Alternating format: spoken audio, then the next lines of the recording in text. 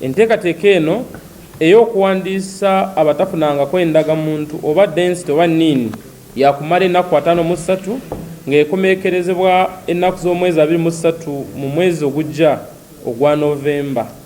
Enkola eno tugenda okugituukiriza nga tutambula mu bitundu eby'enjawulo, mu magombolola, mu miruka, mu masomero, amalwaliro n'amasinzizo wamu n'ebifo ebirala byonna tujja kuba nga tusobola okubasanga okulaba nti buli muntu yenna asobola okwewandiisa okufuna endagamuntu oba density. Okuwandiisa okw'ekikungo tujja kuba nga tukola ku categories 2.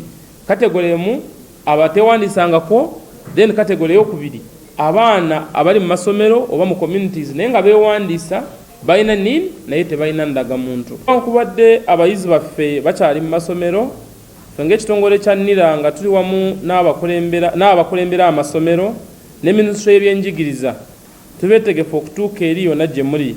Tugenda batuukako eyo yonna gye muli okulaba nti tubatuusako obuweereza bwaffe bwa NIRA.